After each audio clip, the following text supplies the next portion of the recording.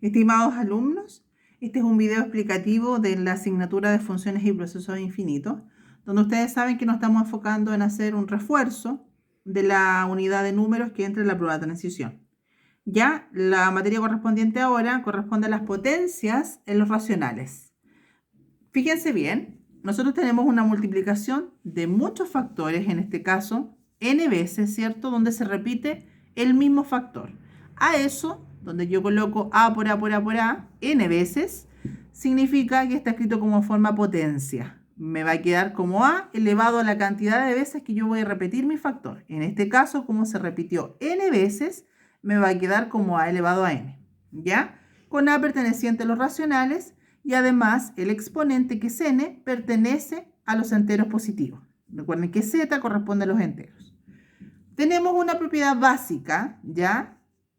Que no tiene nada que calcular, sino que ya saben que cualquier número que no sea 0, elevado a 0, siempre va a ser 1.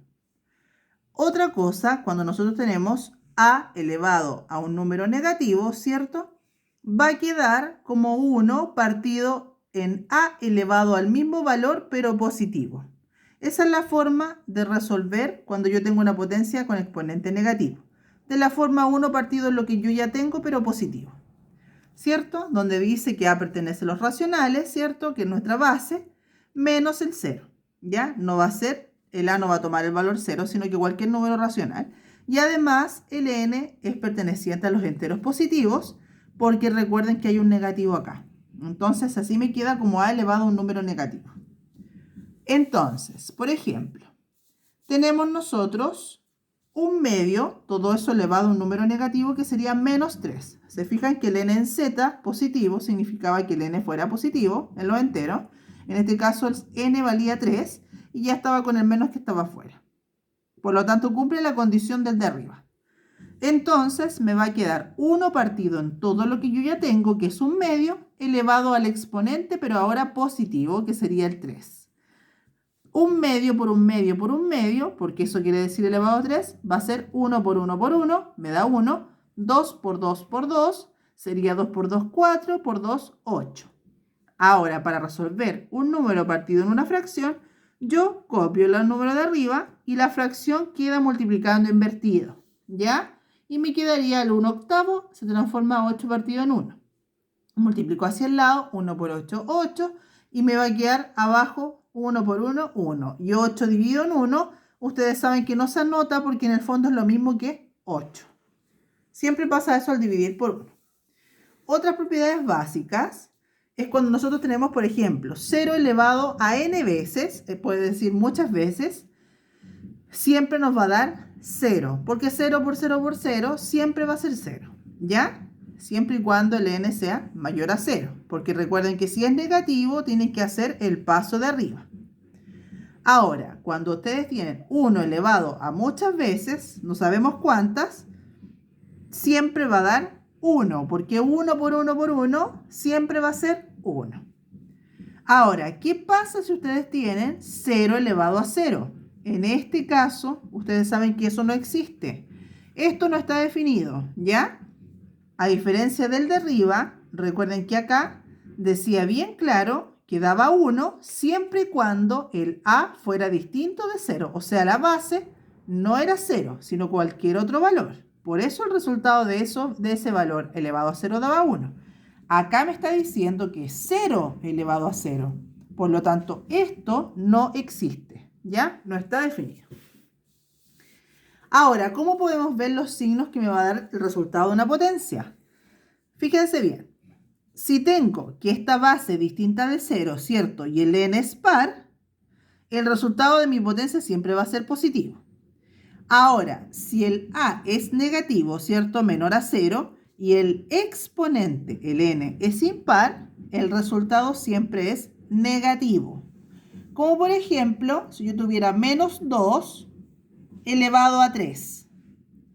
Como es base negativa, como me dice el a negativo y el n es impar, me daría menos 8. Menos 2 por menos 2 por menos 2. Menos 2 por menos 2 da más 4. Y 4 por menos 2 da menos 8. Por eso da negativo. Ahora, otras propiedades básicas que no pueden olvidar, que siempre las van a estar ocupando, la multiplicación y la división de potencia de igual base. Por ejemplo, multiplicación de potencia de igual base, se me repite la base A, conservo la base y sumo los exponentes. Eso corre para la multiplicación. División de potencia de igual base, conservo la base A y resto los exponentes. ¿Ya? Multiplicación entonces, sumo los exponentes. División, resto los exponentes. Multiplicación de potencia de distinta base, ahora ya no van a ser la misma base, son distintas, pero la condición es que tengo el mismo exponente. Yo puedo multiplicar todo en un solo factor y conservo el exponente. Para la división corre lo mismo, siempre y cuando sean distinta base e igual exponente. Divido en un solo factor y me queda elevado al exponente que se repite, que en este caso es n. Y la última es cuando ustedes tienen potencia de una potencia. Hay una potencia y esa está elevada a otra exponente. ¿Se fijan? Esto se resuelve conservando la potencia y yo voy a multiplicar. Entonces yo voy a multiplicar los exponentes. ¿Se fijan? Siempre que tengo potencia de una potencia, conservo la base y multiplico los exponentes, que en este caso sería n por m. Otro tema, también que estamos viendo en resumen, ¿cierto? En este lectivo, es la notación científica y la forma abreviada. Son dos formas distintas de cómo expresar cierto valor.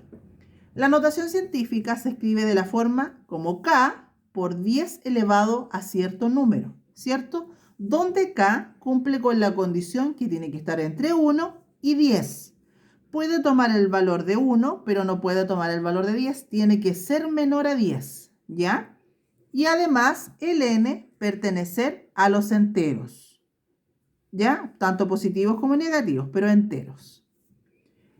La forma abreviada es de la forma como p por 10 elevado a algo, un n en general, donde p cumple con la condición que es el menor entero, es el más chico de los enteros que hay en la cantidad que a usted les pide.